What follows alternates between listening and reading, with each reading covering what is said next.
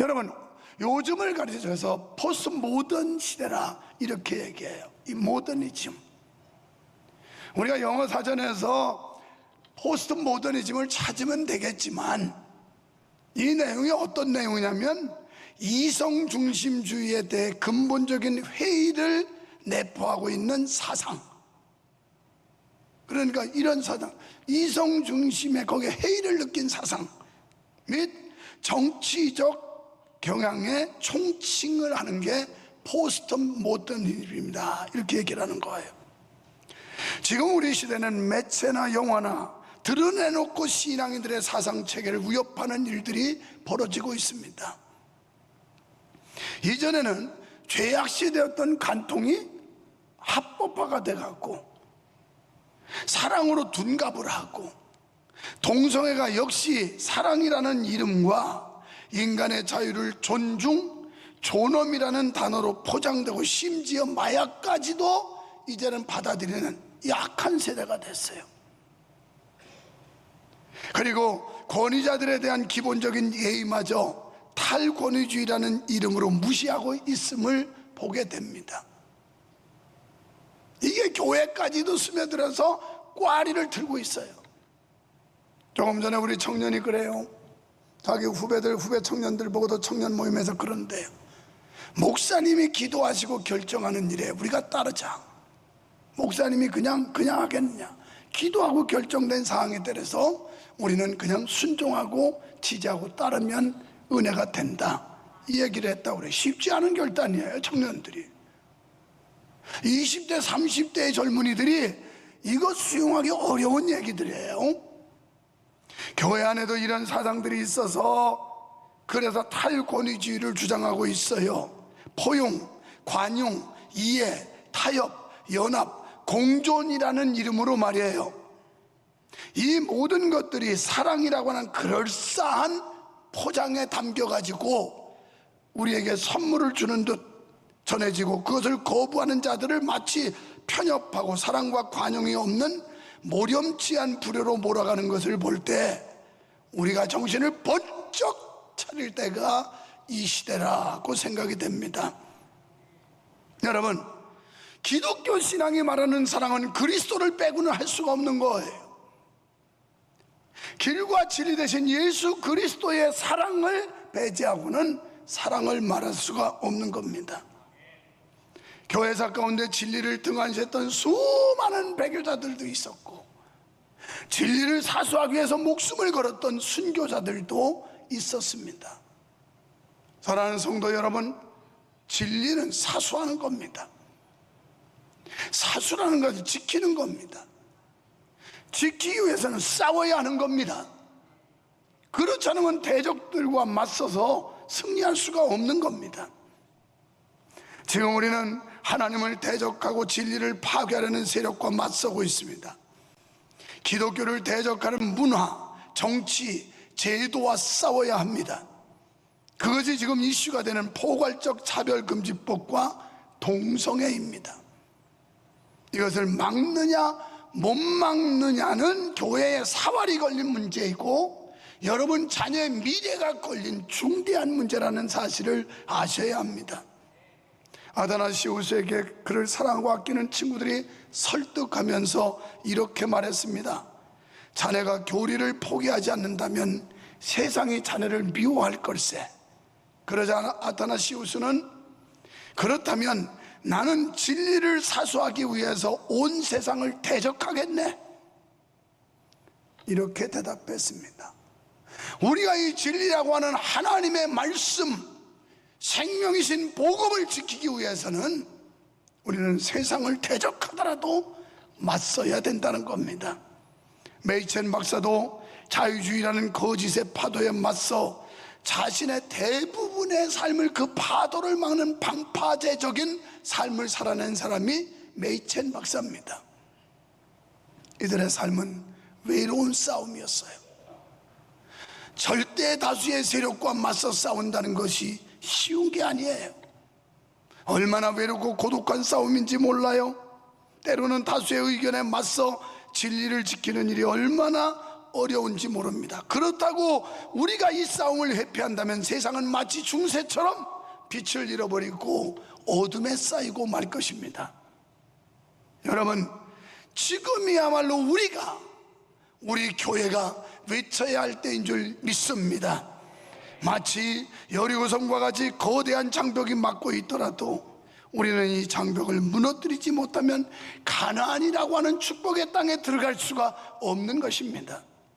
세상의 사악한 세력들이 우리의 앞을 막고 있기 때문에 그렇습니다. 오늘 1절에 보면 여리고성은 굳게 닫혔고 이렇게 말씀을 해요. 이 오만한 여리고성이 가나안 땅을 향해 행진하는 이스라엘 백성들을 가로막고 있습니다. 그리고 큰 대문으로 빗장을 걸어 잠궜습니다. 여리고성, 영적으로 이것은 바로 저 천성을 향해 믿음의 행진을 계속하고 있는 성도들의 앞길을 가로막는 죄악과 세상 가운데 있는 모든 악을 상징하는 겁니다. 우리가 영적 전투에서 승리하려면 우리 앞에 가로막고 있는 이 여리고성을 필사적인 노력으로 무너뜨리지 않으면 안 됩니다. 일생을 통하여 싸워야 할 대상이고 반드시 이기고 승리해야만 할 대상인 줄로 믿으시면 아멘 합시다. 출애굽한 이스라엘 백성들에게는 애굽의 군대가 여리고성이었고 홍해가 가로막혔었고 광야 40년 지나고 그들은 요단강의 가로막혀 있었고 여리고성이라고 하는 난공불락의 성이 또 가로막고 있었습니다. 이것을 헤치고 넘고 또 통과하지 아니하면 이들은 약속의 땅에 갈 수가 없었던 겁니다. 저는 종종 신앙생활을 장애물 경주에 빗대서 설명을 드립니다. 요즘에는 있는지 모르지만 우리가 학교 다닐 때 운동회 때 가면 되면 장애물 경주를 했어요.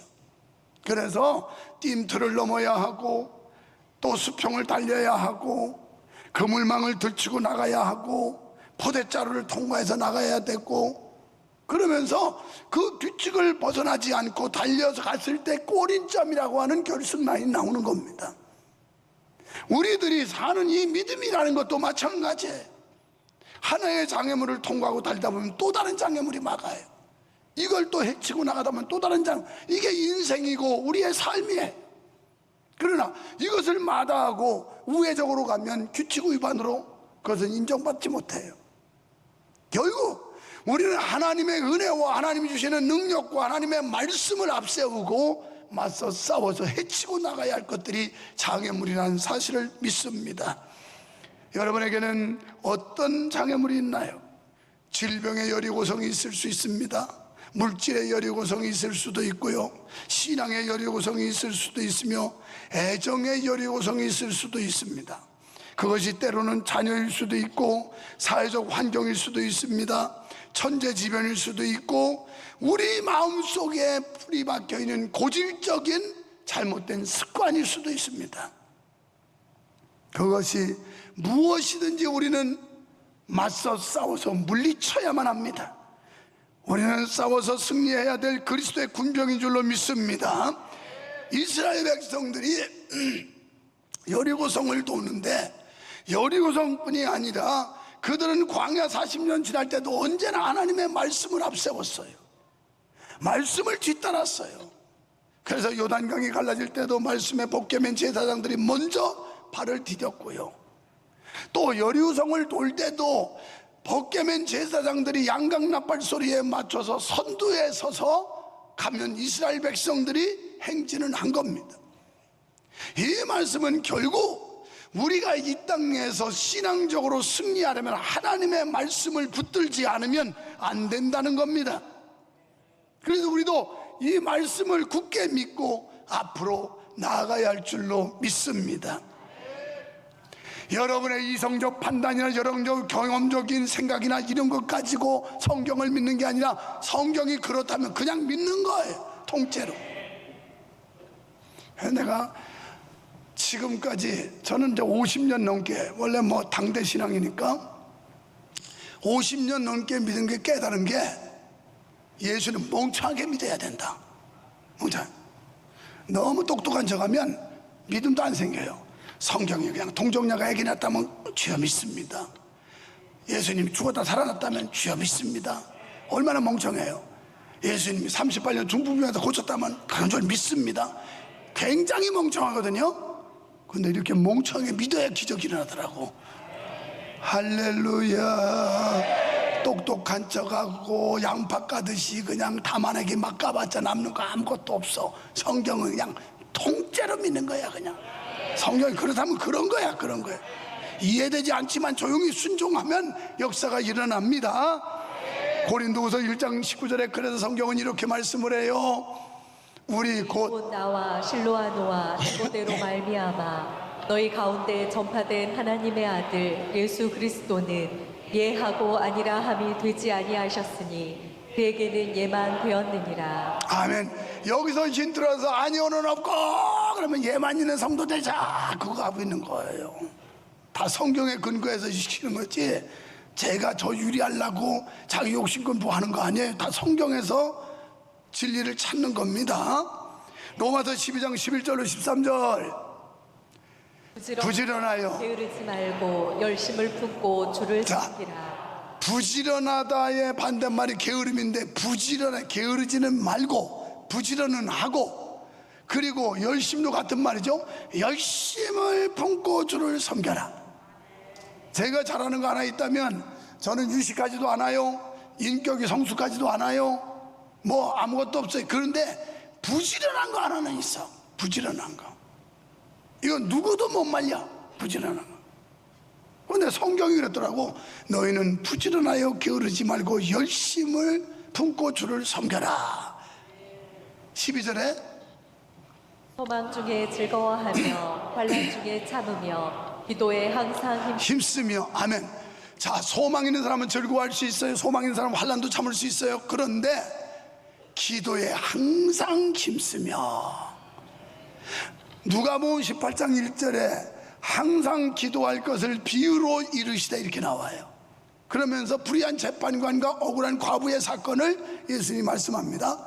데살로니가 전서 5장 16, 17, 18절에서 항상 기뻐하고 쉬지 말고 기도해라.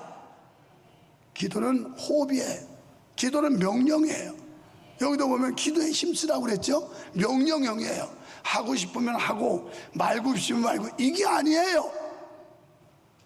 그런데 왜 기도 안 해요?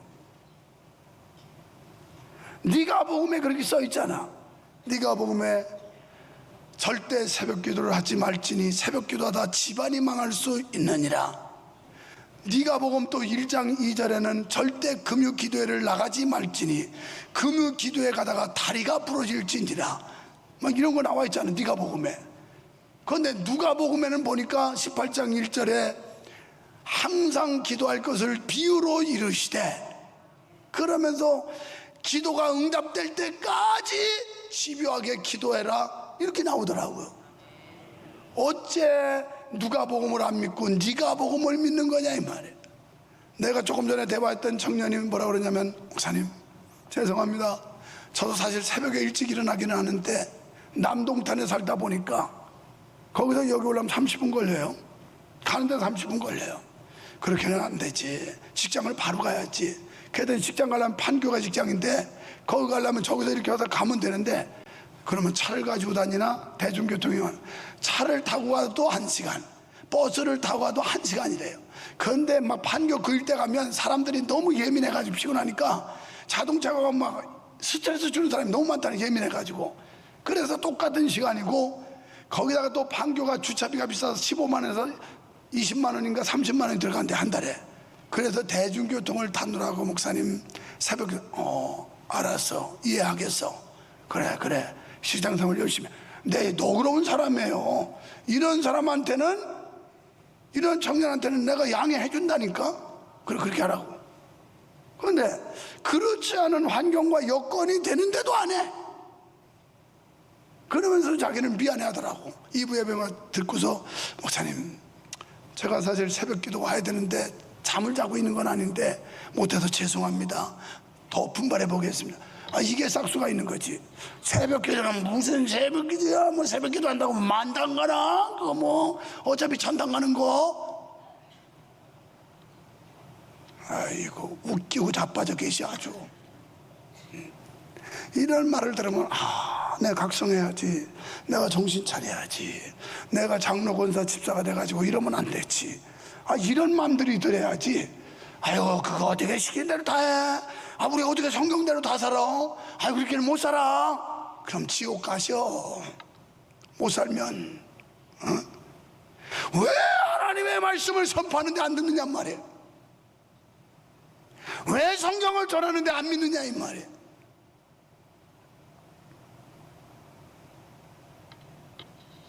뻔뻔이더라. 왕년에 어려울 때는 새벽 기도도 하고 수요 예배도 잘하고 하더니 요새 뭐 사장 좀 되고 뭐 하니까 이것들이 하늘 높은 줄을 몰라요. 이제 먹고 살만하고 뭐 벤츠나 타고 다니고 그러니까 배이는 게 없는 모양인데, 그러다가 혼난다. 너 그러다가 혼난다. 하나님 한번 툭 치면 하루아침에 날아가. 하나님이 후 부르면 건강도 날아가고, 후 부르면 돈도 날아가고, 후 부르면 생명도 날아가고 막 날아가는 거야. 우리는 멍청하게 그냥 주여 알겠습니다, 순종하겠습니다, 이래야 살 줄 믿습니다. 그렇습니다. 공장의 기계가 돌아가지 않으면 녹슬어요. 자전거도 세워두면 넘어져요. 여러분이 예수 믿는 것 때문에 고달프다고 피곤하다고요, 그게 사는 길이에요. 그게 사는 길이에요. 오히려 그것 때문에 내가 영성이 살아나고 믿음이 유지되고, 이게 사는 길이에요. 좀 제발 정신 좀 차려요. 아이고 뭐 내가 아쉬운 거 없는데, 내가 먹고 살만하고 삶이 안정됐고 모든 거 다 평탄하게 살 때는데 뭐하러 기도를 해요? 이건 하나님을 불신하는 거예요. 내 삶이 안정적이고 평화롭고 행복하면 하나님께 감사의 기도를 드리고, 이렇게 나에게 은혜와 축복 주신 걸 어떻게 사용해야 되며 하나님 앞에 어떻게 살아야 될지를 물어보고, 이게 올바른 거 아니에요? 우리 정신 좀 차리자고요. 정신 좀.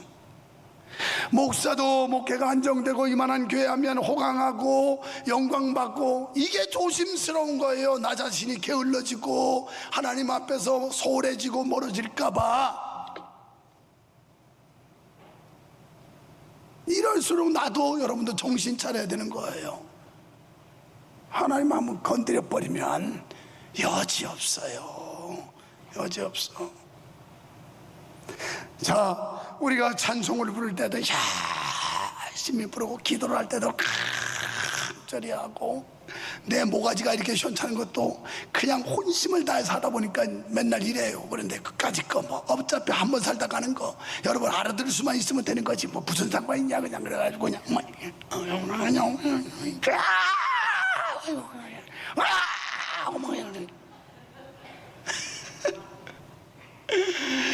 이런 소리를 듣기 싫다고 하는 인간은 인간도 아니야, 사람이지 그게. 우리 목사님이 그렇게 열심히 소리치고 찬양인도 하고 막 하다 보니까 저렇게 목이 상했구나. 아이고, 목사님 위해서 내가 더 기도해야 되겠다. 이렇게 훌륭한 목사님을 만났더니 참 감사하구나. 할렐루야 아멘 한 사람은 자손 만대 축복이 있을지어다.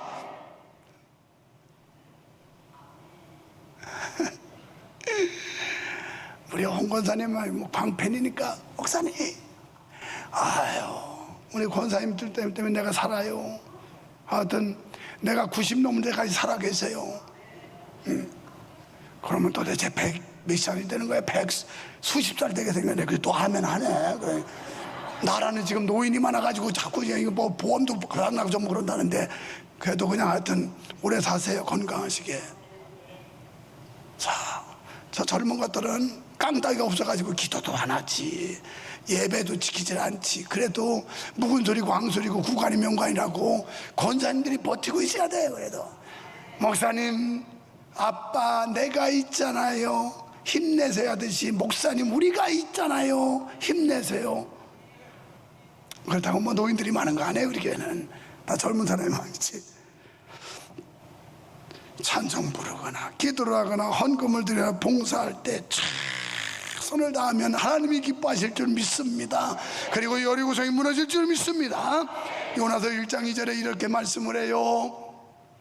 너는 일어나 저 큰 성읍 니느웨로 가서 그것을 향하여 외치라. 그 악독이 내 앞에 상달되었음이니라 하시니라. 죄악에 관영한 전 니느웨 도성에 가서 요나야 너 가서 외쳐라 이렇게 말씀을 해요. 그런데 요나가 자빠져 자고 있어요. 자, 조금 내려가서 6절 한번 봐요. 선장이 그에게 가서 이르되 자는 자여 어찌함이냐 일어나서 내 하나님께 구하라. 혹시 하나님이 우리를 생각하사 망하지 아니하게 하시리라 하니라. 아멘. 자, 이 선장이 지금 배 타고 배 밑창에서 다른 사람은 지금 위험지경이라서 그냥 긴장하고 초긴장 속에 두려워서 막 저절로 그냥 퍼질러 자빠져 자고 있어. 그러니까 선장이 안 믿는 선장이 와서 발길을 걷어차면서 넌 누구냐 너? 이 와중에 지금 자빠져 자는 게 너 누구냐? 그랬더니 나는 하나님을 믿는 하나님의 사람 요나라고 그래요. 그런데 그럼 너 빨리 일어나서 네 하나님한테 기도 좀 해봐라. 기도 좀. 스스로 안 깨니까 다른 사람 통해서 우리가 일어나야 할 때 안 일어나면 하나님이 어떤 방법으로 옆구리 찔러가지고 깨울지 몰라.